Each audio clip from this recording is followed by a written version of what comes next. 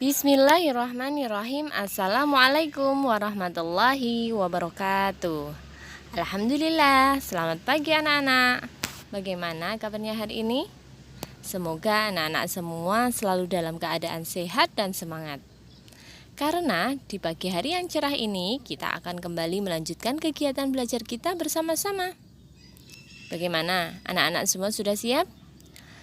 Baik, jika anak-anak semua sudah siap, mari kita awali kegiatan belajar kita dengan membaca doa bersama-sama.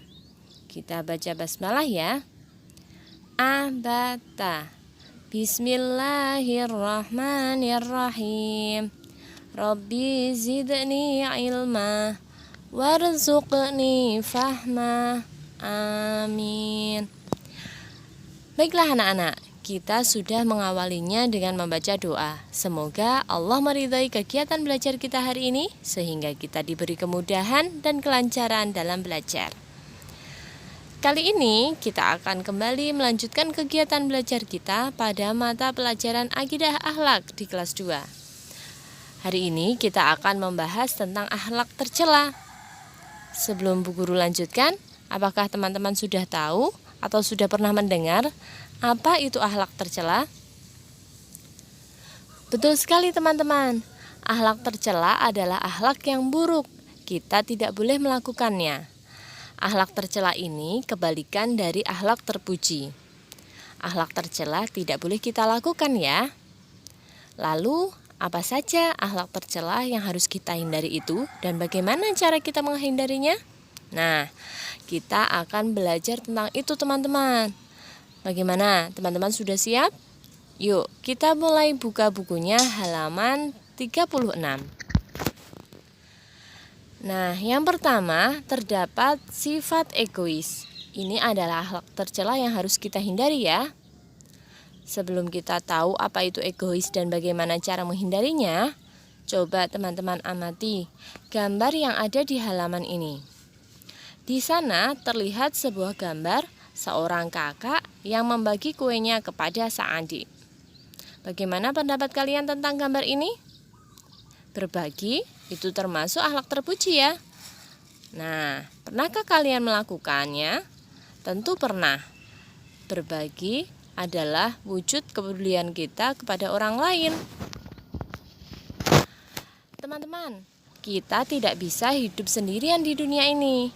Kita selalu membutuhkan bantuan orang lain. Untuk itu, kita harus saling membantu. Kita tidak boleh mementingkan diri sendiri loh, tanpa memperdulikan orang lain. Sifat hanya mementingkan diri sendiri inilah yang disebut sifat egois. Egois termasuk akhlak tercela. Nah, ciri-ciri dari perbuatan atau perilaku egois ini yang pertama adalah dia selalu mau menang sendiri tanpa mau mengalah. Kemudian, dia tidak pernah peduli kepada orang lain. Ciri yang ketiga yaitu ia sering menyakiti hati orang lain. Dan yang keempat, ciri sifat egois ini adalah tidak mau dinasihati. Dan yang kelima, orang yang egois biasanya dia tidak suka menolong orang lain karena dia hanya mementingkan dirinya sendiri saja. Lalu bagaimana cara kita menghindarinya? Nah, orang yang egois itu biasanya dibenci oleh orang lain sehingga ia tidak memiliki banyak teman. Orang yang egois akan kesulitan mendapat bantuan orang lain. Oleh karena itu, kita harus menghindarinya dengan cara yang pertama, kita harus membiasakan diri mengalah untuk kebaikan. Kemudian cara yang kedua, menjauhi sifat marah, iri, dan dengki. Cara menghindari sifat egois yang ketiga yaitu kita harus mau belajar, mendengarkan pendapat teman. Menghargai pendapat teman itu contoh yang baik. Kemudian yang keempat, cara menghindari sifat egois adalah kita harus mau belajar membantu orang lain. Karena kita tidak bisa hidup sendiri teman-teman. Kita pun selalu membutuhkan bantuan orang lain. Kemudian cara menghindari sifat egois yang kelima yaitu kita menyadari teman-teman bahwa kita tidak bisa hidup sendiri. Kita selalu membutuhkan bantuan orang lain. Kemudian kita lanjutkan sifat atau akhlak tercela yang harus kita hindari. yaitu berkata kasar. Teman-teman tahu kan siapa contoh atau suri tauladan kita? Betul sekali, yaitu Nabi Muhammad SAW. Teman-teman tahu kan bagaimana cara Rasulullah berdakwah? Rasulullah berdakwah dengan cara yang lembut, dengan kata-kata yang sopan. Tahu nggak apa yang menyebabkan orang kafir banyak yang masuk Islam? Ya, mereka segan kepada Rasulullah karena Rasulullah menyampaikan dakwahnya dengan cara yang santun, dengan kata-kata yang sopan. Coba bayangkan apa yang terjadi seandainya jika Rasulullah berdakwah dengan cara yang keras atau dengan ucapan yang kasar. Tentu orang kafir pada saat itu tidak mau mengikuti Rasulullah. Nah teman-teman, pada surat Al-Humazah ayat yang pertama yang berbunyi Wailul likulli humazatil lumazah, yang artinya celakalah bagi setiap pengumpat lagi pencela. Allah Subhanahu wa taala melarang orang untuk mengumpat. Mengumpat artinya mengucapkan kata-kata yang keji atau kotor. Begitu juga mencela orang lain.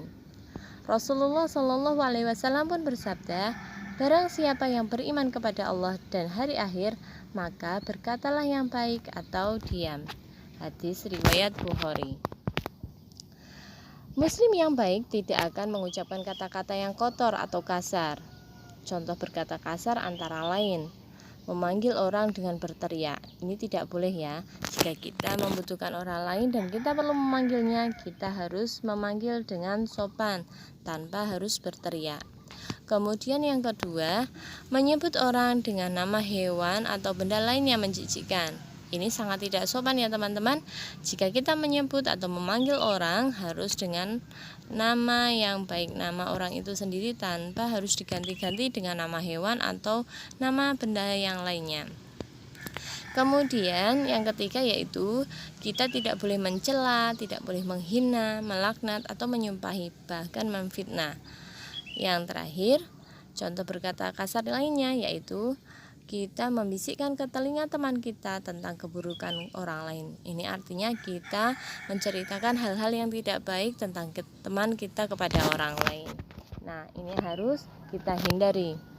Kemudian, untuk menghindari berkata kasar, yang pertama kita harus belajar bersabar. Kita lebih menjaga diri untuk diam daripada marah. Kemudian yang kedua, kita harus belajar berkata lebih sopan dan santun. Dan yang ketiga, kita bisa menghindari berkata kasar dengan bergaul dengan teman-teman yang baik. Biasanya jika teman-teman baik, kita akan terbawa arus ya untuk melakukan perbuatan yang baik. Dan yang keempat yaitu kita harus sering meminta maaf saat berbicara kepada orang lain. Terakhir, cara menghindari berkata kasar yaitu kita menghindari pertengkaran atau perdebatan. Biasanya kalau kita sedang bertengkar, sadar atau tidak sadar, lama-lama akan keluar kata-kata yang tidak sopan atau kata-kata yang kasar. Kemudian yang ketiga teman-teman, akhlak tercela yang harus kita hindari, yaitu teman-teman bisa buka bukunya halaman 41 ya. Di sana terlihat beberapa anak sedang melakukan diskusi atau bercerita. Ya, kalau sedang bercerita kita tidak boleh berbohong. Namun bagaimana jika ada teman kita yang berbohong? Ya, yang harus kita lakukan adalah menasihatinya supaya ia tidak mengulanginya kembali. Begitu ya teman-teman. Begitu juga dengan diri kita. Kita harus menjaga diri kita untuk selalu berkata jujur. Jujur adalah kebalikan dari bohong. Allah Subhanahu wa taala melarang kita berkata kasar juga berbohong.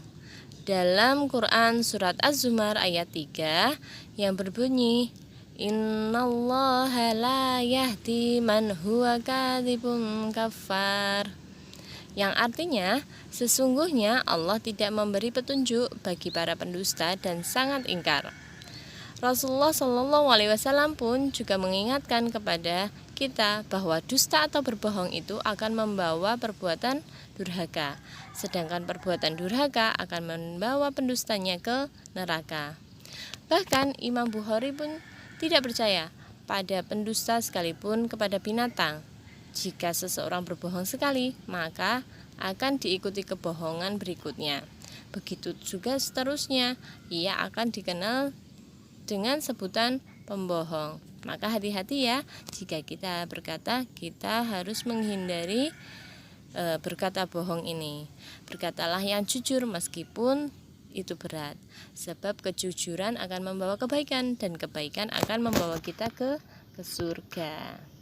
Nah teman-teman, karena kita sudah diberi contoh oleh Rasulullah untuk selalu berkata jujur tanpa harus berkata bohong, kita harus menghindari ya sifat bohong ini. Yaitu yang pertama adalah kita harus yakin Allah Subhanahu wa taala selalu mengawasi kita.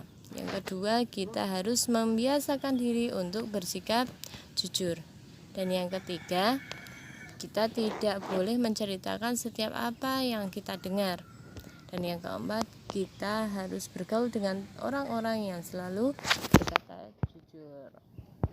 Nah, solih-solihah, coba sebagai anak yang hebat, anak yang keren, anak MI, nah kita harus bertekad dalam hati kita untuk selalu berkata jujur, tidak akan berbohong, dan berkata dengan sopan. Nah, teman-teman, alhamdulillah kegiatan belajar kita tentang akhlak tercela telah selesai. Ya, jangan lupa selalu berkata jujur tanpa harus berbohong dan berkata kasar. Semoga kita semua selalu dalam kelindungan Allah Subhanahu wa taala untuk melakukan perbuatan yang baik. Demikian kegiatan belajar kita hari ini. Terima kasih sudah semangat mengikuti kegiatan belajar akidah akhlak. Tetap semangat, rajin belajar, jadi anak yang solih dan solihah. Jangan lupa tetap tertib sholat 5 waktu ya. Dari Bu Guru cukup sekian. Terima kasih. Wassalamualaikum warahmatullahi wabarakatuh.